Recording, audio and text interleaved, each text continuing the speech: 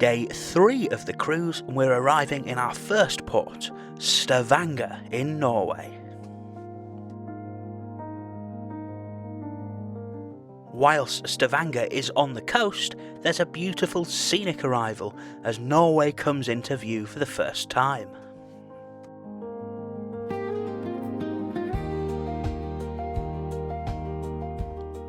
On port days, I usually head to the quays for breakfast. They have a good selection of options and it's much quieter than the buffet.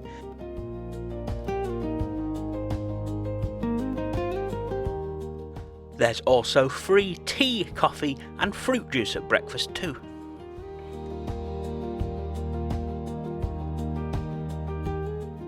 It's a great way to start the day watching the scenery pass by.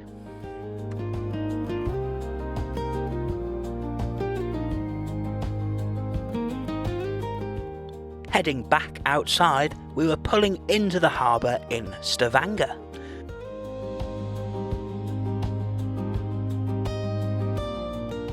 The ship docks right in the city centre. Although Stavanger doesn't seem big, it's actually the third largest city in Norway. So for the first time this cruise, it's time to head for the gangway. It's a very easy flat walk into the centre.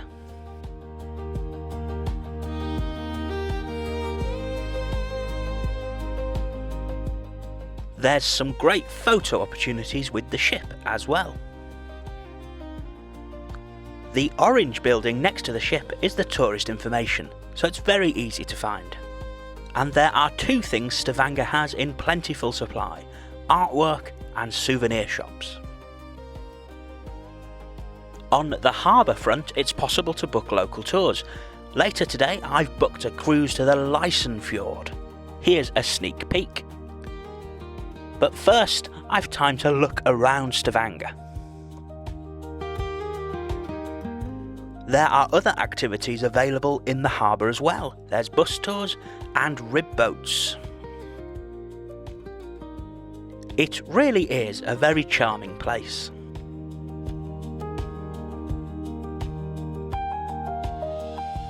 Each time I've visited, there's been a local market, selling souvenirs and local made goods. But my first stop is usually the Christmas shop. This is found one street away from the harbour front and sells a variety of Christmas gifts and decorations. Then there's time for a walk through Stavanger's colourful streets. It's worth keeping your eyes open, as there's artwork and public murals everywhere.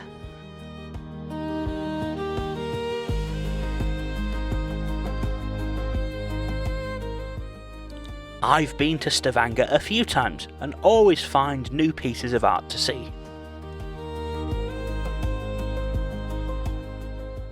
I'd also learnt in the talk on the ship that every town in Norway has its own manhole cover design, so it's worth looking out for those too.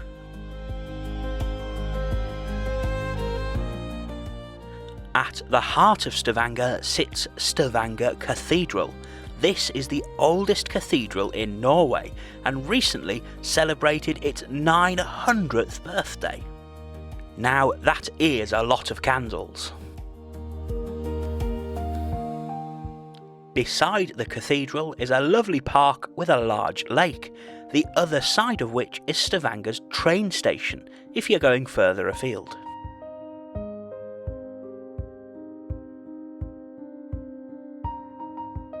For me, I'm heading back to the harbour as I had a boat trip booked at 11 AM. I booked a Lysefjord cruise with a local provider. The prices were roughly the same on the day as in advance. It worked out about £65. Getting on the boat, there was some nice comfy seating available downstairs, but I headed up to the top deck to get a prime view. and before long it was time to depart. The weather forecast for the day had been cloudy with passing showers, so we were quite surprised to see the clouds begin to clear so quickly.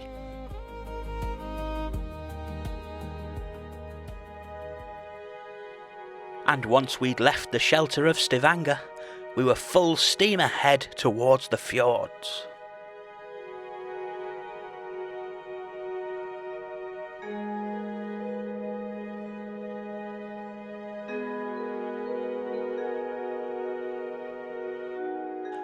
On the journey, we passed a number of islands, salmon farms and lighthouses.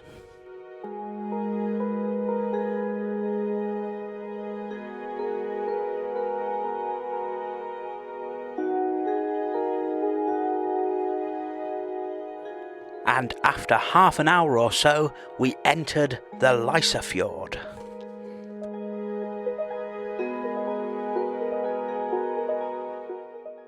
The scenery is breathtaking.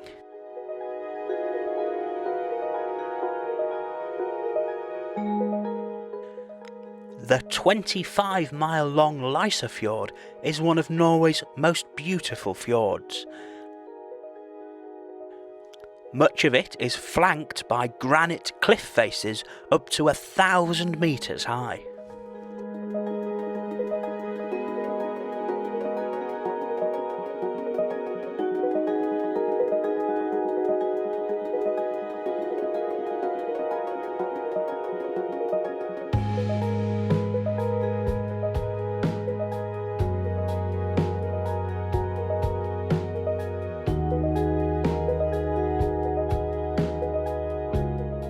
The trip included a few stops along the way, one of which was Vagabond Cove, a historic hideout for tax evaders.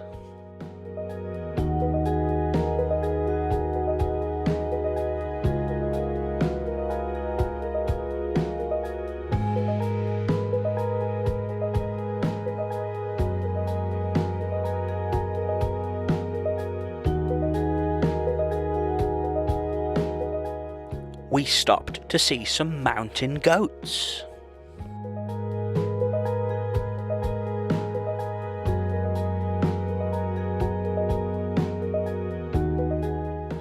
Then we saw the highlight, Pulpit Rock. This 25-metre square rock hangs precariously over the edge, 600 metres in the air.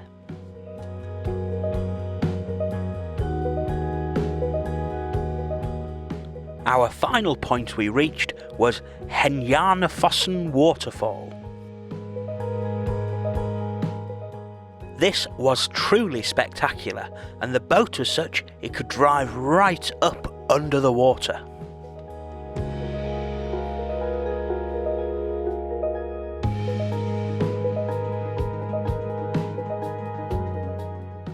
Once we'd seen the highlights, it was time to set sail full speed back towards Stavanger.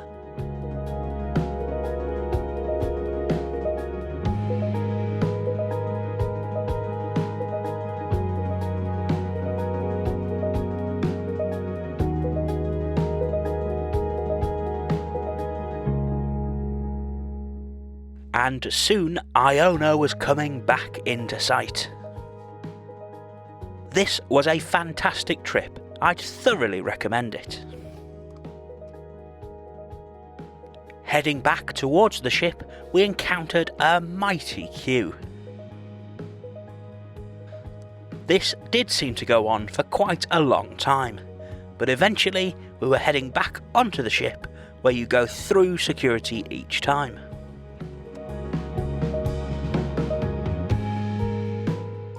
Once back on board, I headed to the main dining room, where they display the menu for the evening outside on digital screens. They also give you useful information about what times it's busiest and how to make your dining arrangements. I popped to the atrium for some inspiration on what I could wear for dinner.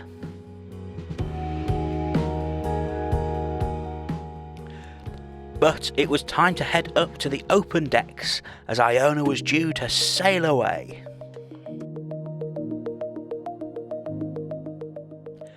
It had been a fantastic day in Stavanger, and we were amazed the forecast rain never arrived. In fact, most of the day was spent in the sunshine.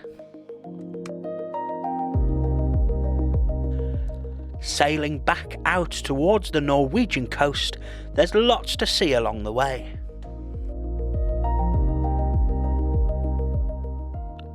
Iona's open decks and promenade deck make it the perfect ship to explore Norway on.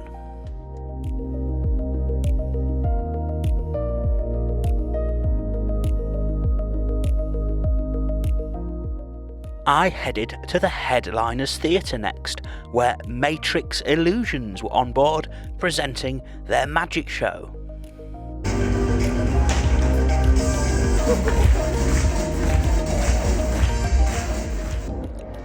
I thought this was a very impressive show, especially considering they had to bring everything with them onto the ship. After this, I headed to the Sky Dome, where a new show was being put on, X. I had seen this years ago on Avia, but it seems to have been reworked for Iona.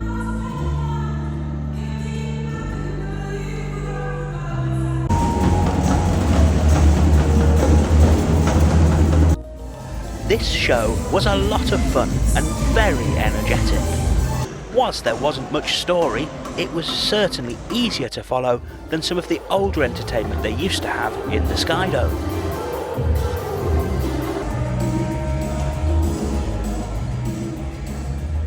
And it's great to see after so many years, P&O are introducing the new entertainment. To finish the day, I grabbed some cheese and crackers from the buffet and went outside to enjoy the sunset as we sail on to our next port, the port of Olden, my favourite cruise port in the entire world. Thanks for watching. If you've enjoyed my videos, why not subscribe and press that like button so other people can find them too. I'll see you next time.